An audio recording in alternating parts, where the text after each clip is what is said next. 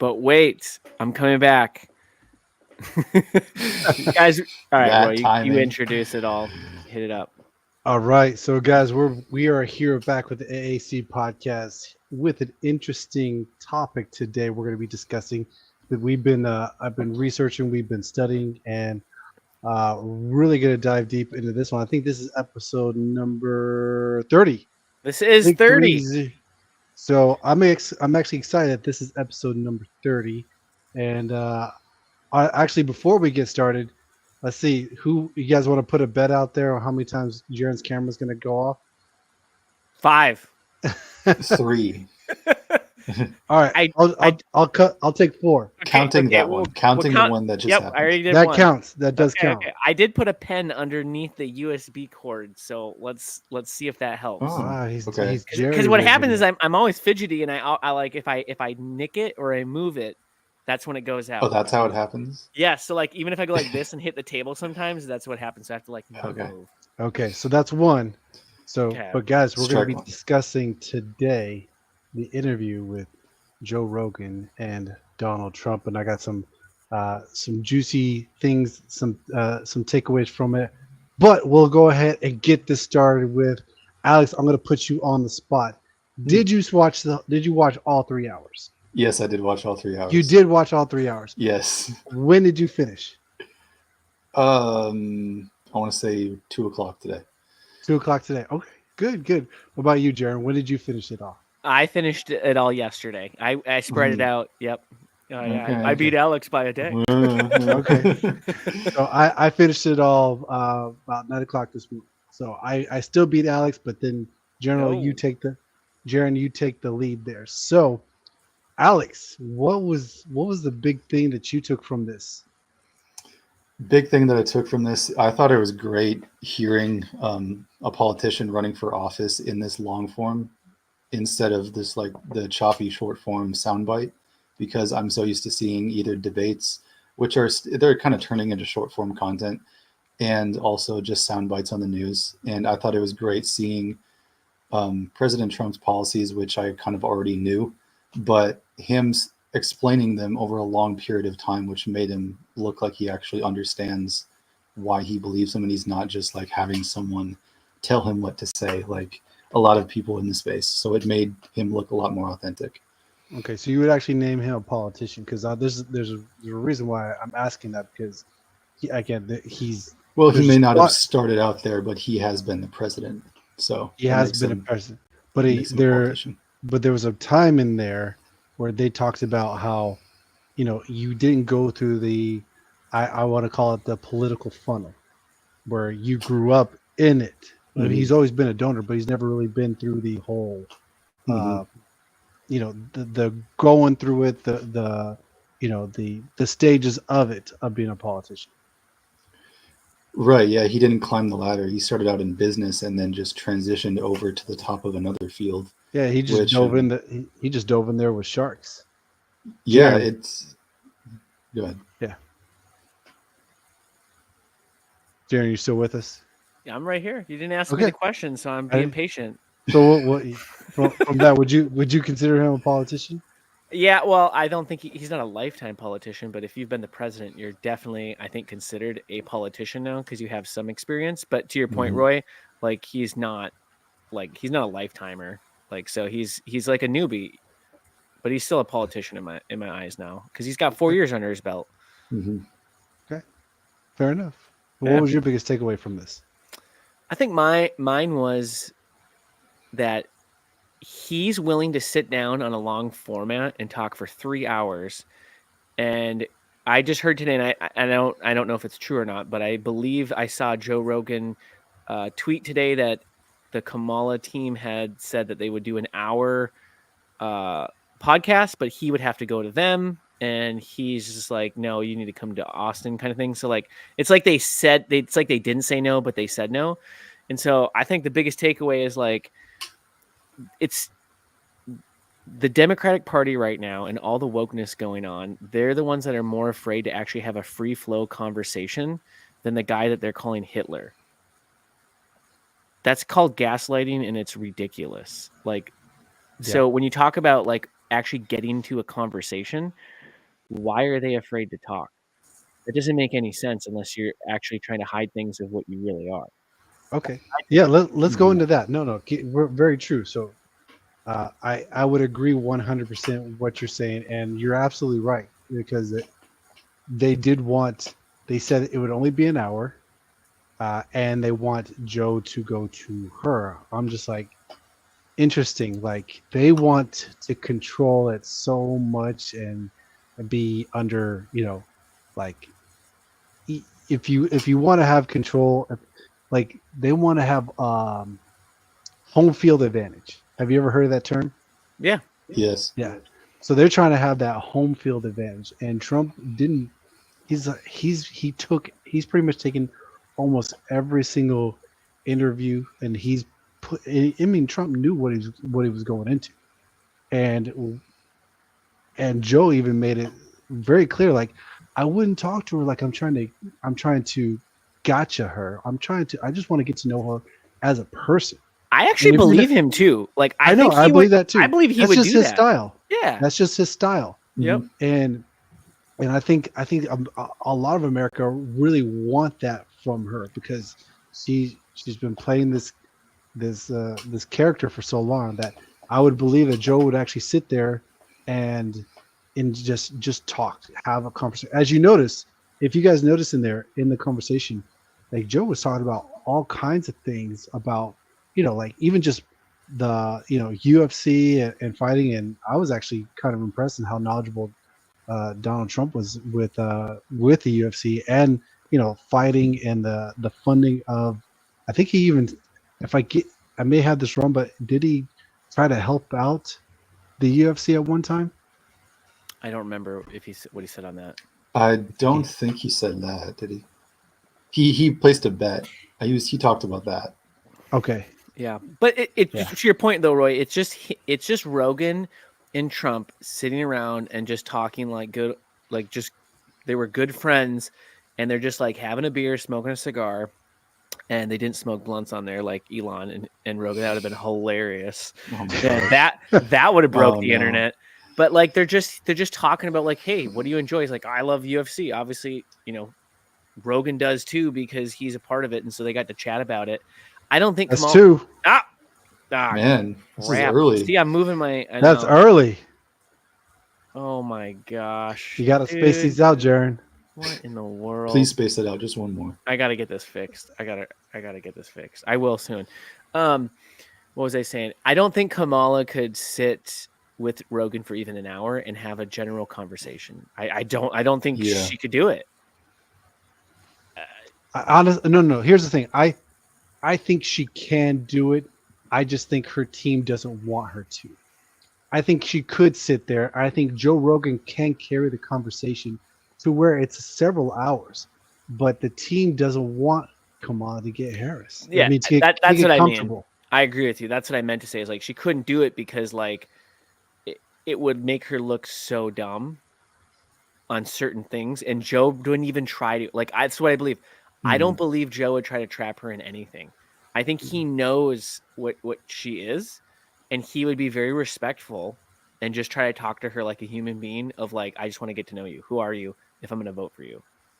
I think he would do a great job too. Yeah, I think you would. I mean, I think it would be, I think Kamala's doing a disservice for herself if she wants to, gain some ground and gain some trust on some people. Just go there. You don't even have to be 3 hours. Just make it, you can make it even just an hour there, but be there. Put yourself in that room. Say, because that I would have a little bit more respect for her to go and make that appearance, go and sit down, have that conversation, even just an hour. And I do see that she can go 3 hours. And Joe's very talented in the conversation on, keeping it for more than just an hour. So what was your biggest takeaway then? My biggest takeaway is how Joe just kind of just what we're already talking about, how they just sat there, had a conversation, and Joe kind of like humanized a little bit, more on who Trump is, because Trump, he's up on stage, he's still he's such a gamer, meaning like this guy is such a performer. I mean, not only in business. I mean, he had I don't know how many seasons of what is it that TV show he had, The Apprentice. The Apprentice. Like I think it was 12 or 13. Yeah, he said 12 to 14 on those show. To have that many seasons on a show, I mean, this guy he just goes and he can just perform. But Joe, being the guy that he is, I mean, from still performed, but then he had his times where he just kind of just talked about health and wellness and fitness and all those other things that he even talked about the which we'll talk about here. The I love how Joe went into wanting to get to know the JFK files as well. Yeah, mm-hmm. I know. I know. He said actually, if he gets in, he'll actually release it. He's gonna get a lot. I mean, there's gonna be so much push. Do you think he'll release it? No. You don't think so? I think, and this is why I think it's too early. I think another 30 or 40 years has to go by, and then they'll release it.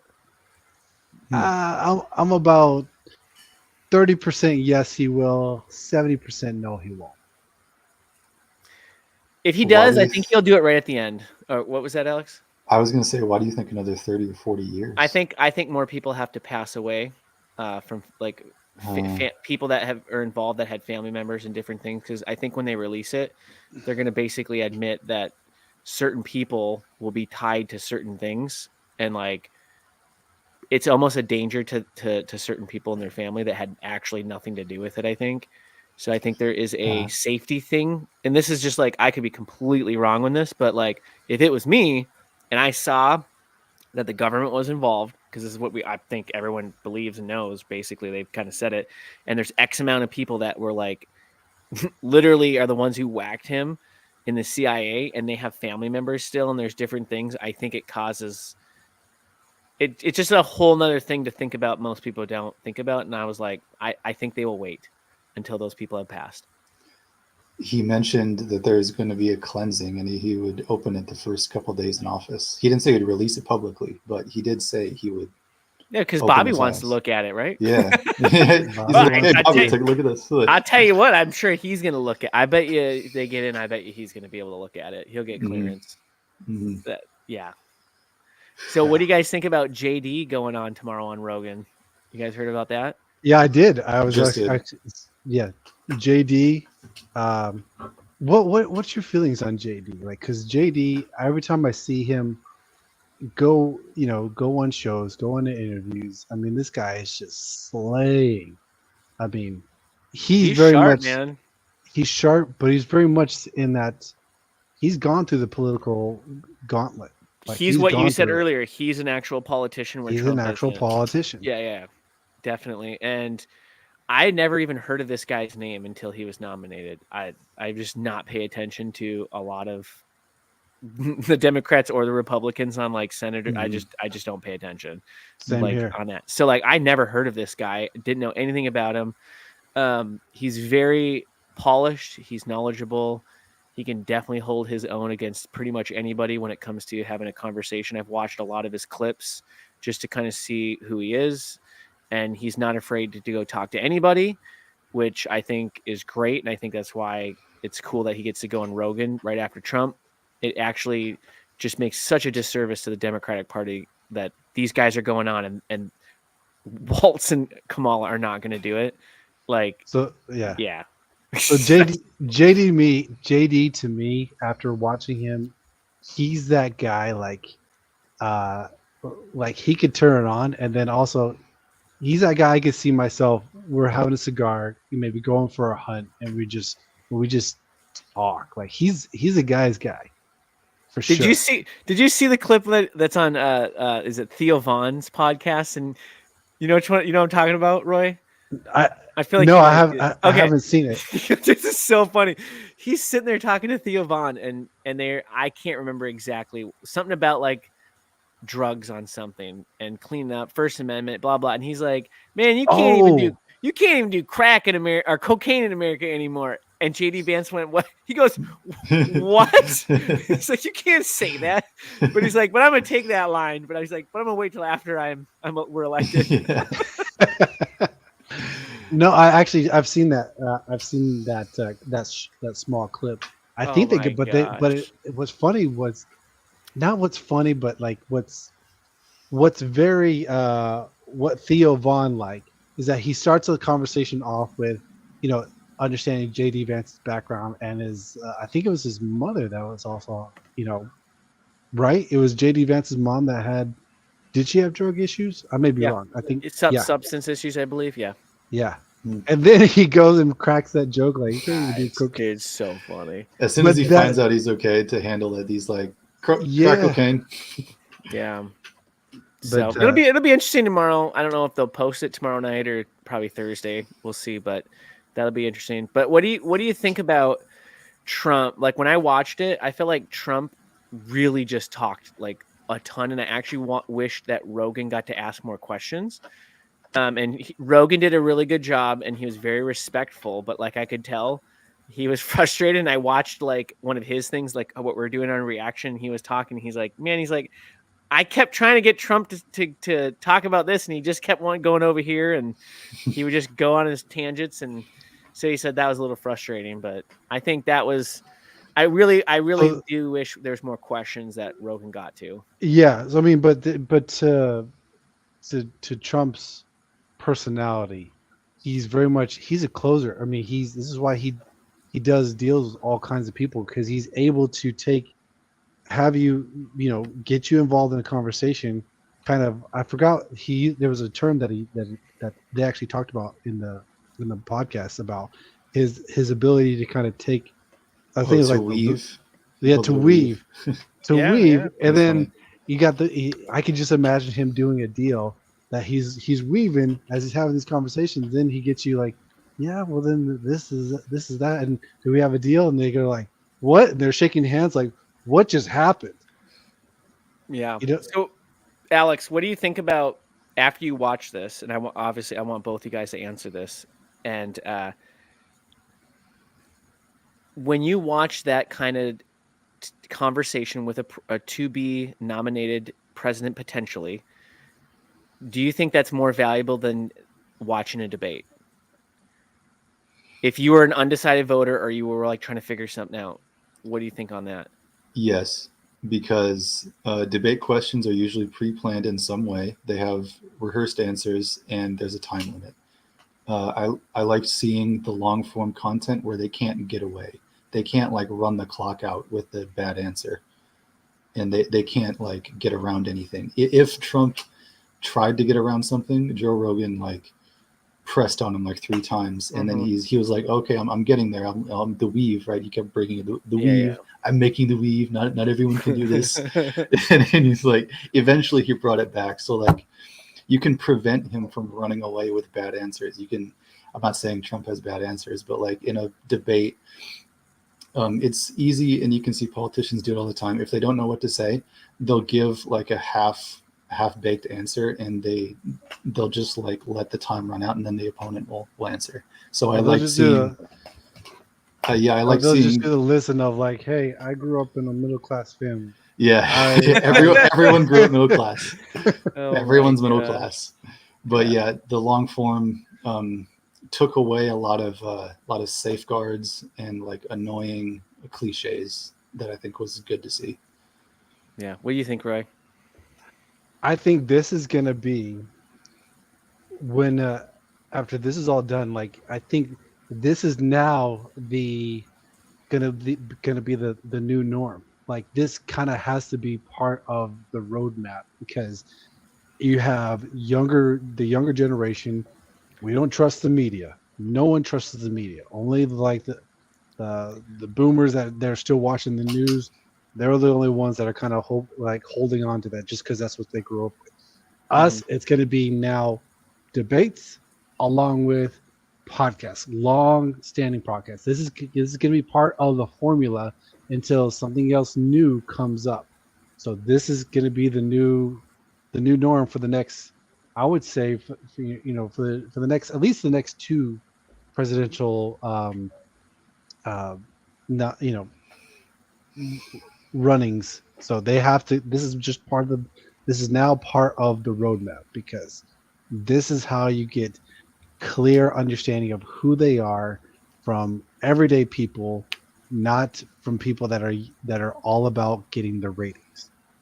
Yeah, I agree. I think watching it, I'm way more interested in a long format, especially with like a Joe Rogan, to try to find out about the person than the debates. I think the debates, like I think Trump said this in there, like they're necessary, and I think he likes it because one, he's really good at them, but like you don't really get to know anybody. To Alex's point, like if they have like a 1 to 2 minute time limit, and they're like, "How are you going to solve the debt crisis?" You can't say that in 2 minutes. Like it's just that's not going to work, right? And so on. So I think this is going to be a thing of the future. I think we'll see senators.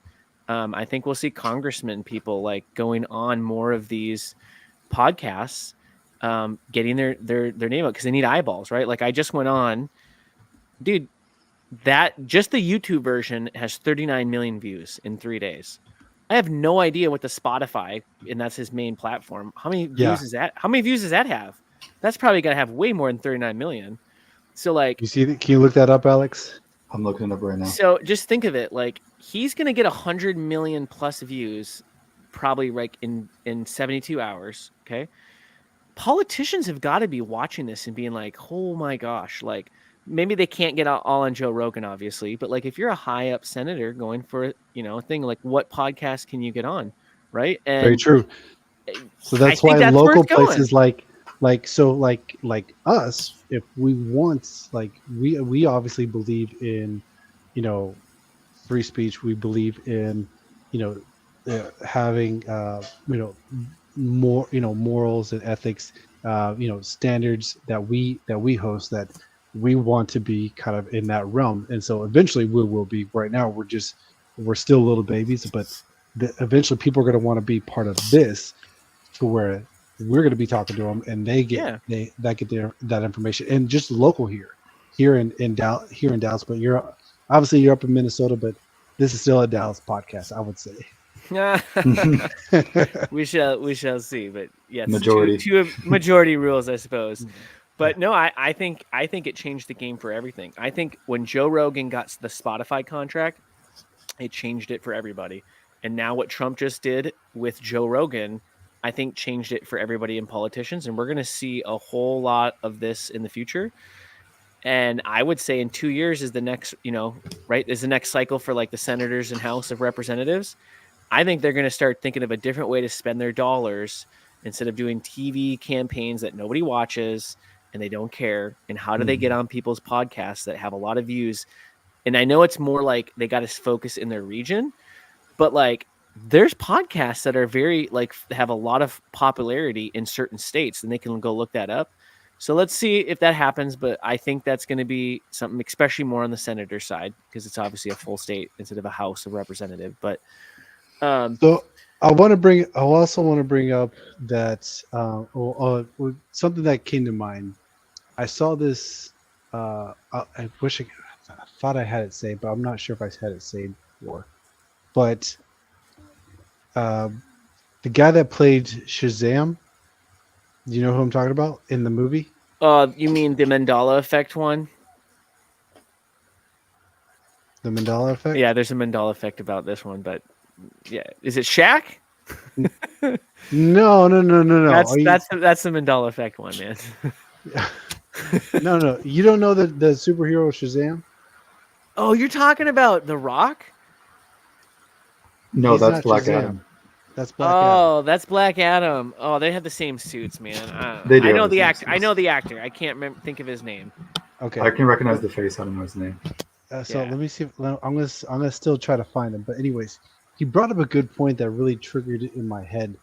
Was that he's voting for Trump, not only to vote for Trump, because he's voting for pretty much the dream team, because he's voting for JD Vance, he's voting for Robert Kennedy Jr., he's voting for Tulsi Gabbard, he's voting for Vivek, he's voting for Elon, because so it's not just only Donald Trump, he's voting because of who Donald Trump is surrounding himself with. You know what's funny? Those people are all Democratic liberals in the last 2 to 4 years, and I would even say still today, they had to leave the party kind of left them, but they're not normal conservative people that would be on like a ticket 4 years ago. They would not be on the Republican ticket ever. And so look who he's doing. Isn't that crazy? Yeah, you got to put it up. Let's see. Is it not sharing on the main? I gotta do it. I gotta add it. I think since I'm the host. Okay. There you go. Yeah. So this guy was criticizing Trump in this very first, the first time. Oh, Vance. Vance. Yeah. I know he was totally against Trump, right? And you know what? I mean, I don't fault him for that because Trump coming in here not going through the system, that's part of like not being a politician, just coming in from business to come and run a country. So this guy's like very questioning, as far as like, seeing how abrupt Trump can be and how he's been on The Apprentice and in business dealings and through his book.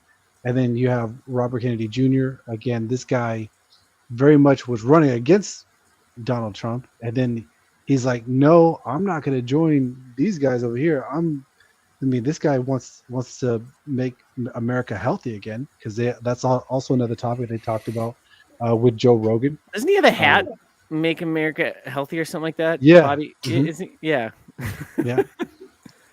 And then you got Tulsi Gabbard. Like, so here's something about Tulsi Gabbard that's interesting to me, is that she is someone I would vote for. She really is. The way she holds herself, her presence. She served in the military. And she just you could just, this type of person, she just has a heart for people. I would actually love to see her. You know what? I think she was actually on Joe Rogan's podcast. I need to watch that one. I think she was. Yeah, she was. So I gotta watch that one. And then you got Vivek, another successful business guy. Guys, okay. Before I jump into that, and then we got Elon Musk. This guy's, trying to. He's getting into outer space, and people are trying to bash him and trying to block him. Boeing's starting to have this whole thing against him. Same thing with, NASA. So, these guys, would you say these guys are the punk rock guys of, politics? Straight up. What's funny is like when I feel like, right, when me and you were in high school, I feel like the punk rock rebellion was more like to be on the left or like the new progressive stuff. And now, like, if you're going to be like that, it's literally on the conservative side now, is like the punk rock side. Yeah. So it's so funny.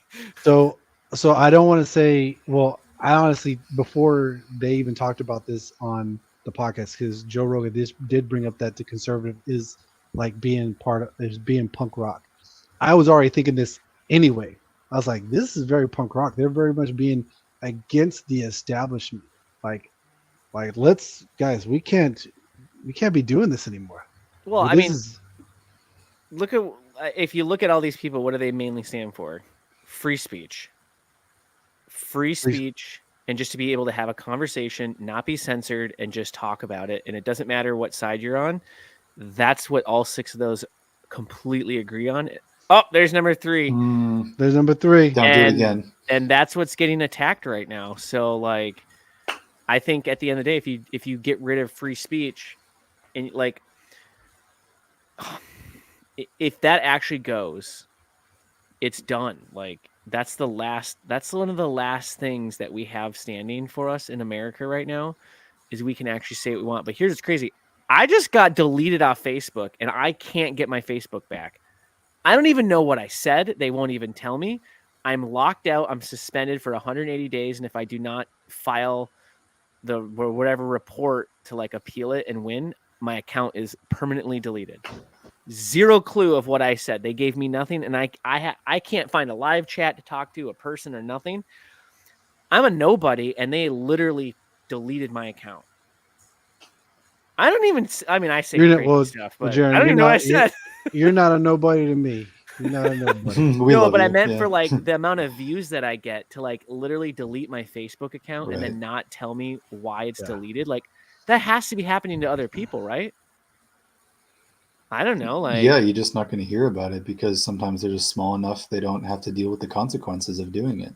Yeah. So my TikTok got banned for a day or whatever, and then Facebook gets deleted, and I'm like, this whole censorship crap is just ridiculous. And I think that's the whole point I was trying to get at is like those 6 right there, that they're the champions for it right now. I don't agree with a lot of what some of those people actually fine points on some things, but like that's one thing that's so important because then you can at least talk about it. What's your take on Tulsi? Well, I don't know enough about her to give it a complete, but my thing is she's from Hawaii, and Hawaii is probably one of the most corrupt places in America from a state, is what I've heard and what I've looked at. So if she's a politician from there, I would say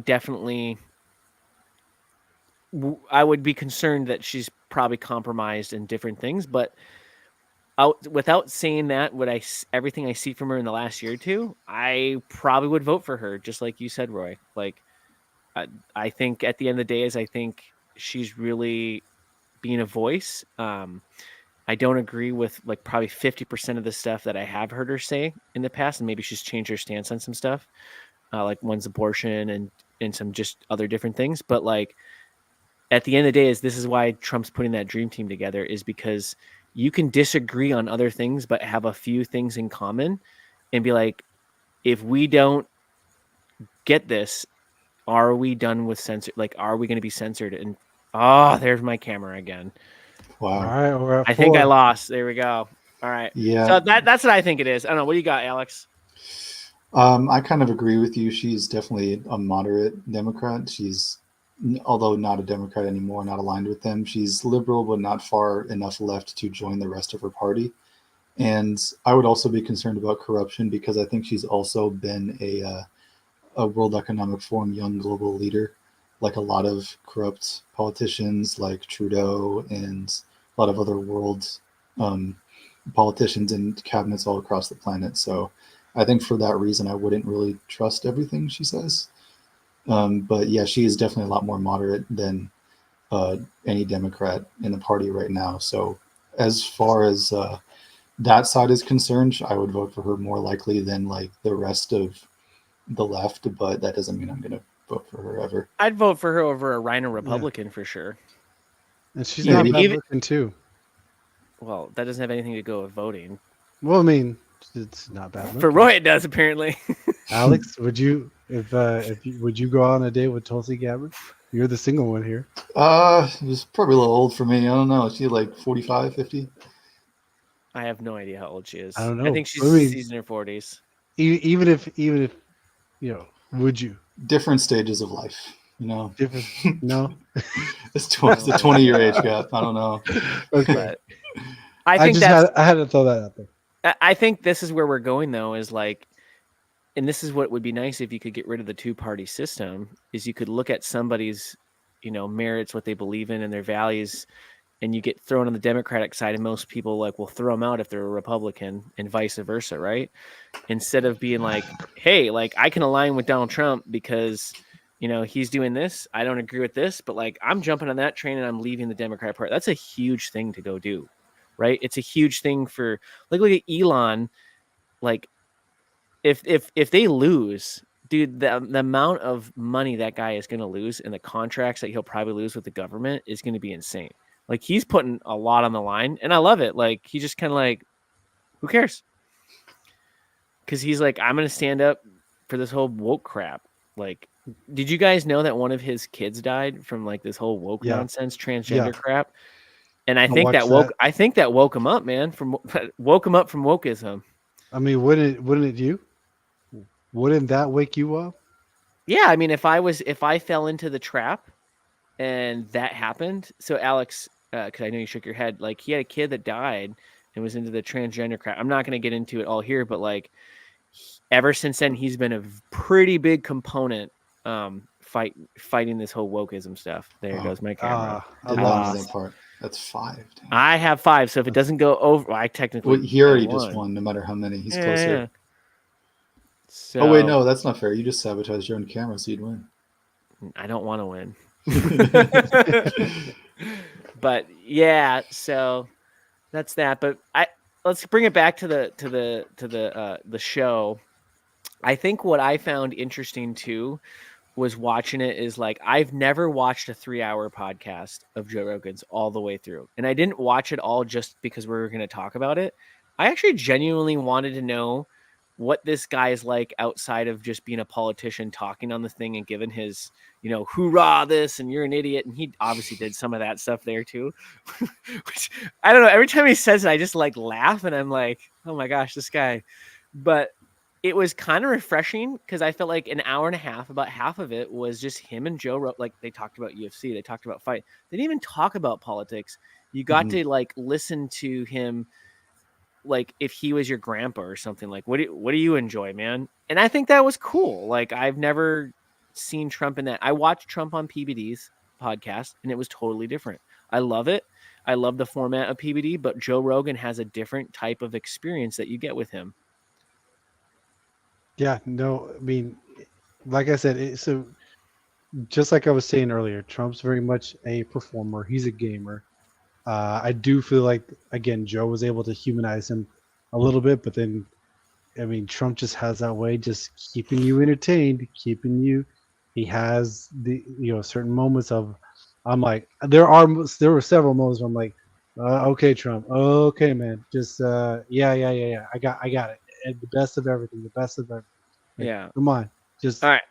I'm going to ask Alex a question, and we'll go Alex first again. Do you think that Trump going on there swayed?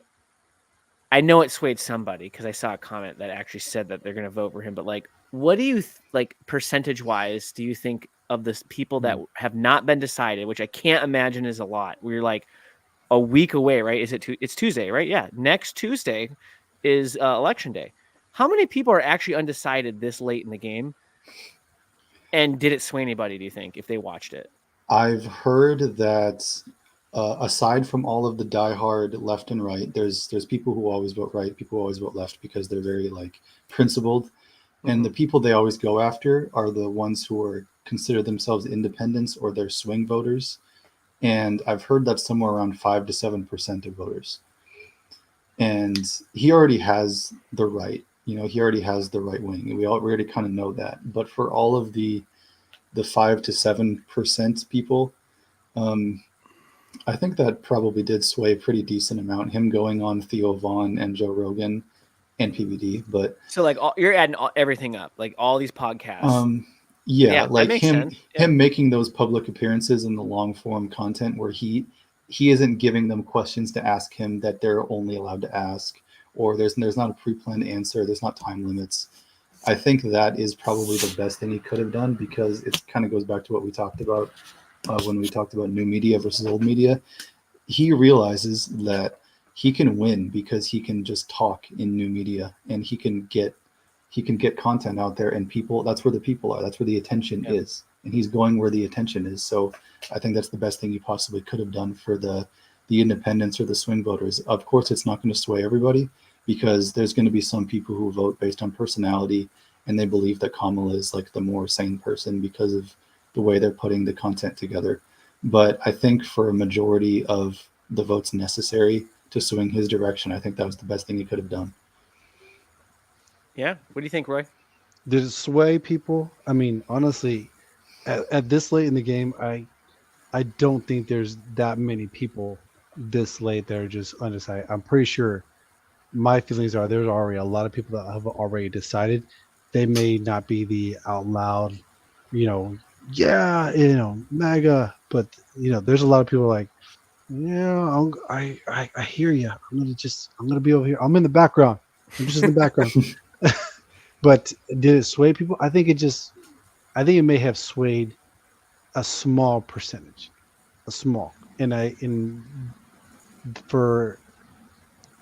so Trump would have actually wanted to be. I mean, this guy wanted to be on Joe Rogan's podcast a long time ago. Just Joe, I think it was a strategic move, and I also think he himself wasn't quite sure. He wanted more data first, and then I think it's like kind of seeing the whole, Kamala Harris kind of like after Joe was forced out. I believed, again, this is my opinion, that Joe was forced out, and then I'm with you. Kamala was inserted. It like Joe was like, "What the hell did just happen? Like, what?" And it just like, okay, I think something struck in him. I gotta do something about this. And he's like, I'm gonna keep a close eye, but like that shit was not cool. That was not cool. And I do think, again, I've said this before, that I think the Democratic Party got screwed, and they threw this sacrificial lamb, thinking that the media is like, yeah, we got this. Let's just throw her out there because no other Democrat wants to go out there and run this late in the game, because they know, even this being late, like it is it's a huge gamble compared to given the proper time to go out and talk to people, and be on stages and have conversations. They want that full. I mean, me myself, I would want that full link too. Don't just throw me in the middle of the race just because that you see someone they're falling. Like, let me get warmed up. Otherwise I have to run out there with cold legs. Yeah. And Kamala, yeah. I think what's interesting is because they're calling Trump Hitler too recently, right? And it's like, dude, the Democratic Party literally just appointed somebody who they wanted to and didn't have a Democratic a nomination for their candidate. They literally just like, no, we're just gonna throw Kamala in. Like nobody voted for it. Like that is literally the definition, way more of what like a Hitler would do than what it's like. Man, the gaslighting that they're doing right now is like, oh my gosh. It's disrespecting. Crazy. It's really disrespecting the history that the Jewish people had to go through. Like, to call this guy, Hitler. I mean, there were Jewish people there. I think one thing too is like you've had 4 years of him, and so it's like it's not like this. I remember when he was coming in, everyone's like, oh my gosh, you can't give this guy, the football, right? The nuclear button and all this stuff. And there's like all these wars are gonna get started. And it's like actually the reverse literally happened when he came in. Yeah. Six. And man, this whole gaslighting play is like all they have left. Is all it's all they got left. Like, did you hear what they did at Madison Square Garden? Like what Madison Square Garden, the stadium did. No, what did they do? So they had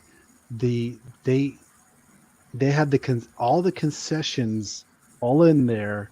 Like, no one was able to sell any food. Like you can make a bunch of money selling food. They didn't have at least I saw this video. This lady was out walking through the concession, like in the area outside of the arena, or outside where where everything's at, and there was no one willing to sell like food or drinks or nothing. So, but when no one was willing to sell, they didn't have any of the concession open. Only during the time that Trump was speaking is when it was open. They were going to open up because they don't want people to catch it. They want to try to starve people and see if they can get people just to leave to go and get in lines. They know the lines are going to be packed. Everyone's going to be starving. Is that a union thing? Do you know? Like that, I don't know. Has it? Okay. I don't know. I'd be very interested to see how that played out. I just saw this lady. She was walking through there and she was showing how. I mean, that's what the people were telling her that was working there. Can one of you guys go pull the video up of the whole Kamala thing saying "shout your name" after her thing? Do you know what clip I'm talking about?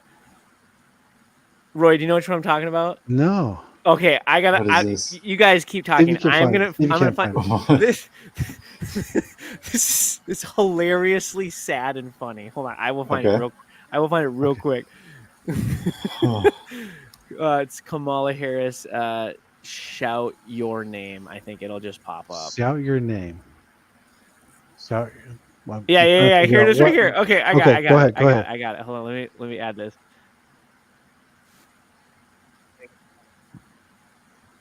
I think you lost your volume too. Did he? Okay, I got it up. Hold on. Okay. I can't believe how funny and ridiculous this is. All right, I gotta present my screen real quick. Here we go. All right, I saw this earlier today and I was like, this is insane. All right. So the context is she's at a rally and people are shouting her name. And then watch what just watch what happens here. All right. I'm in suspense now. I'm ready. I know. Here we go.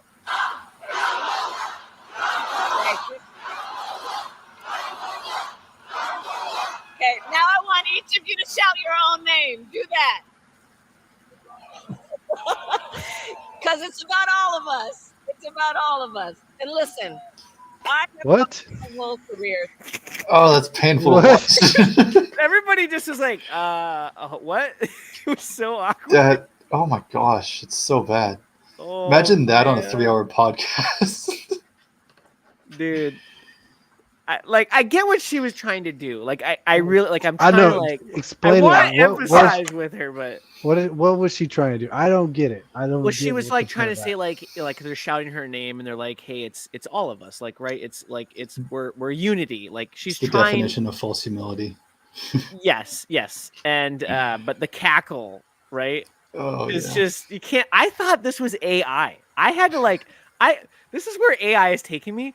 I watch this, I go, this is not real. Someone made this up. And nope, that was actually real. And I'm like, dang it, I gotta check everything now because I think all these funny things are not real anymore. Oh, I thought Trump at McDonald's was fake for like 2 days. Dude, did you guys know why they did it? I just found out. I did not know the backstory. Have you heard? He told part of it on the podcast, but I don't know the whole thing. Yeah, he did it because this. Hold on, wait, because Kamala, she said she worked at McDonald's, and they found out she didn't, so Trump went and worked at McDonald's for 15 minutes. Yeah. Who does something like that? Like, what? I mean, this guy's a professional shit talker. He's a really comedian. good. He's a comedian, man. All right, what do you got? Here, I'll add it to the stage. No, the what you were showing. This is what it reminded me. Have you guys seen this? Gotta fight for your right to vote.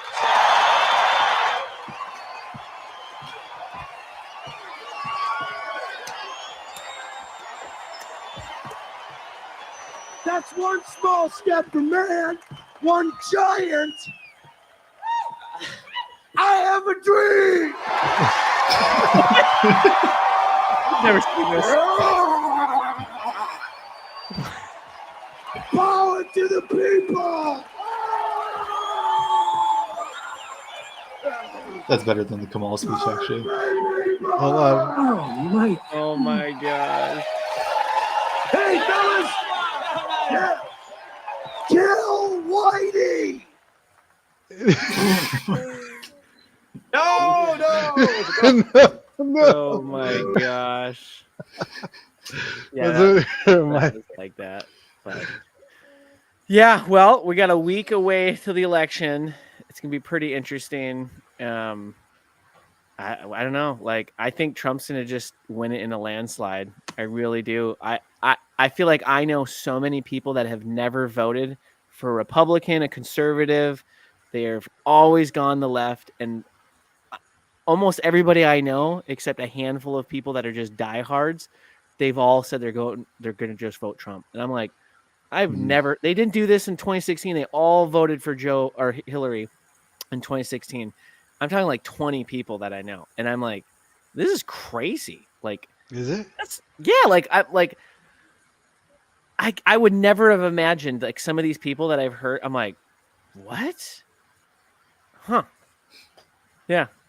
So I think he's going to win in a landslide. I really do.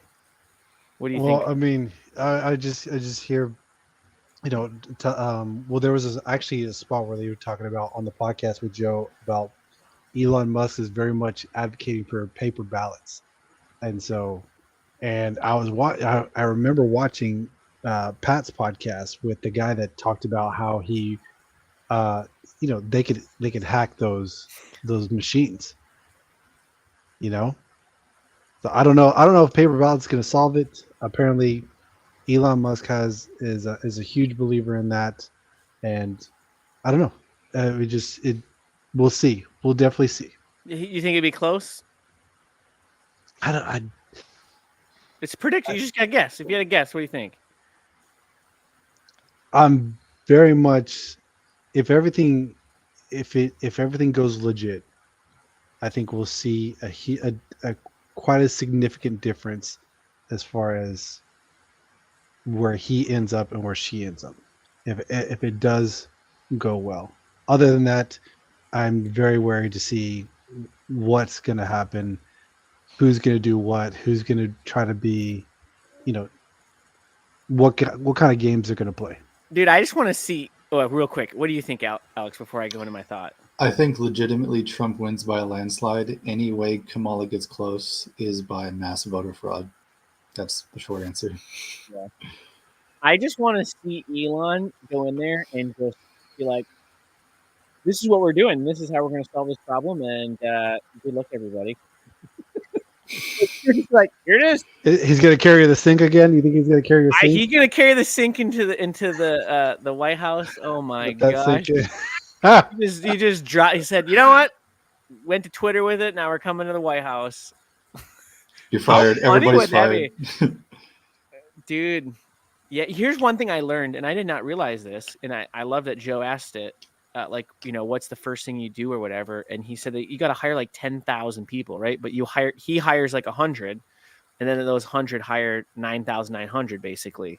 Mm-hmm. And I was like, dude, even 100 people that you got to hire is insane. So you still have to rely on your people in your inner circle to go hire those 100, because there's no way that you have time to go hire 100 people of your own that you know them. And I'm like, that's crazy. Like, that's a lot of people. Yeah. That's an insane amount of people. And I know with Elon, he's talked about it before, how people have asked him the idea of him being in his cabinet, but he's also said before he doesn't want Elon to stop doing what he's doing. Well, yeah, you can't have him. I mean, he's doing all that other fun stuff with SpaceX. Yeah, so he'll support him, but he's not going to hire everybody. No, and I think I think Elon will get a cabinet spot, but what is it? I don't know. I like the financial part of it because I feel like he'll have some pretty. I mean, dude, him and Trump in there could have some pretty radical changes of cutting things. Dude. Tariffs and income tax. Did you watch that part of the podcast? I did. I did. Yep. I'm definitely good for getting rid of the income tax. Please. I don't make any money right now, but I will soon. It won't do anything right now, but you're right. In a couple years, it definitely will. Yeah. Well, guys, I enjoyed this one, and there's going to be a lot of references back and forth between this and several other podcasts, and we'll be sure to jump on again discussing JD Vance and Joe Rogan for sure. So. Just wish everyone a peaceful, voting day, a peaceful, everyone coming together, and we're just rocking it and, having hope for the future. Yep. Hit that subscribe, follow us for the next episode. We always got fun stuff we're talking about. Always fun stuff. Peace out, everybody. Till next time. Till next time. 3. I don't know what the heck. Yeah. You're fired. We're still going, apparently. Go away. Go home. Well, you guys can keep talking because I tried to end the